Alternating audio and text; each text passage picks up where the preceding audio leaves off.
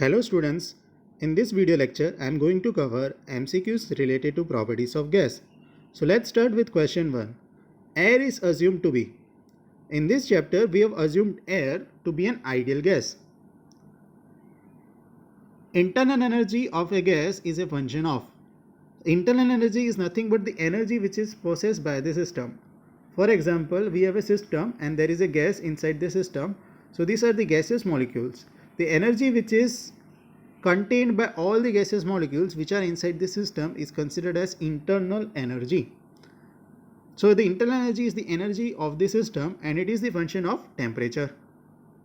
Next, the behavior of perfect gas undergoing any change in variable which controls the physical property is governed by.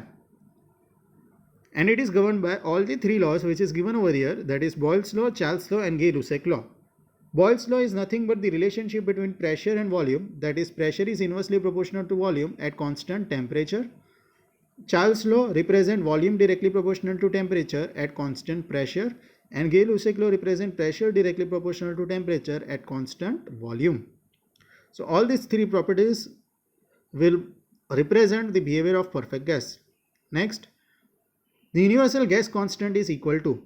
Now we have a relationship between universal gas constant, that is R bar, and the characteristics gas constant, that is R. R bar will be equal to m, that is molecular weight, into characteristics gas constant. So universal gas constant is equal to molecular weight into characteristics gas constant. Where this universal gas constant is used? It is used in the formula of ideal gas law, which represent PV is equal to N into R bar into T. In this case, P is pressure, V is volume, N is number of moles, R bar is universal gas constant and T is temperature. So the answer for this is option C. Universal gas constant is equal to molecular weight into characteristics gas constant. The relationship between Cp and Cv is Cp minus Cv is equal to R, which is equal to the Meier's equation. The value of characteristics gas constant in SI unit is, the value of R is 287 joule per kg Kelvin. The same volume of all gas will represent molecular weights. The statement that the molecular weights of all gas occupies the same volume is, this statement is given by Avogadro's hypothesis. Next, question 9. The work done during isochloric processes. Isochloric process means constant volume process.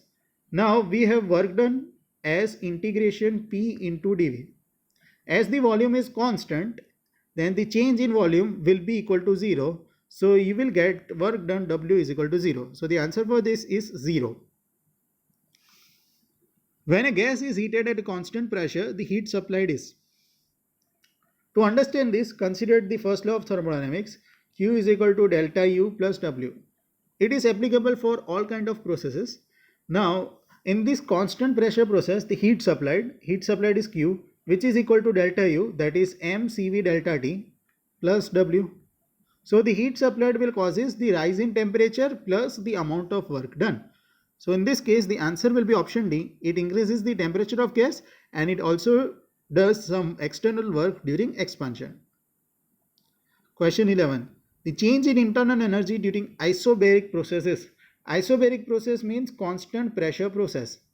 Now remember that change in internal energy for any kind of process, change in internal energy is mCV delta T. Question 12. PV is equal to constant is related to which kind of process? PV is equal to constant is related to isothermal process. At constant temperature, PV is equal to constant. In an isothermal process, we have temperature is equal to constant. So change in temperature is equal to 0. Fine. Now we have change in internal energy as mCV delta T. So as change in temperature is 0, we have change in internal energy as 0. So if we compare the option over here, it turns out to be option D, that is change in internal energy is 0. The isothermal process is governed by which law? It is governed by the Boyle's law, that is PV is equal to constant. Heat transfer in the isothermal process is, isothermal process temperature is constant, means delta T is equal to 0 and delta U is equal to 0, which is nothing but mCV delta T. We have equation as Q is equal to delta U plus W. So in this case, if delta U is 0, then Q will be equal to W. Also, the work done for the isothermal process can be found out from W is equal to integration P dV and PV is equal to constant. So we can find out the work done for the isothermal process by replacing the pressure with C by V into dV. So finally you will get W is equal to what?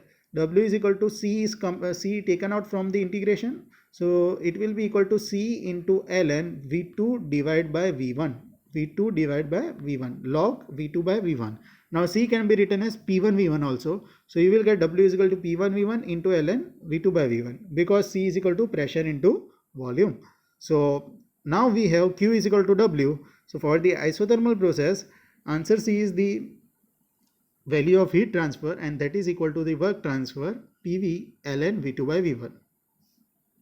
During the adiabatic process, the definition of adiabatic process is no heat transfer between system and surrounding. So the answer for this is option B.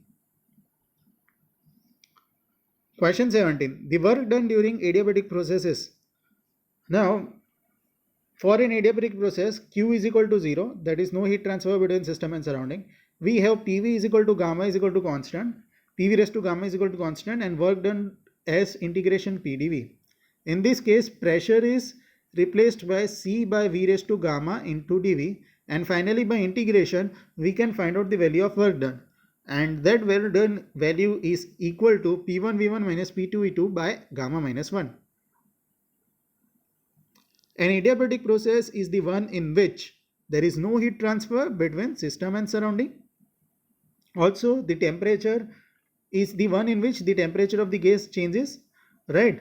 And the adiabatic process is the one in which change in internal energy is equal to the mechanical work done. How this comes?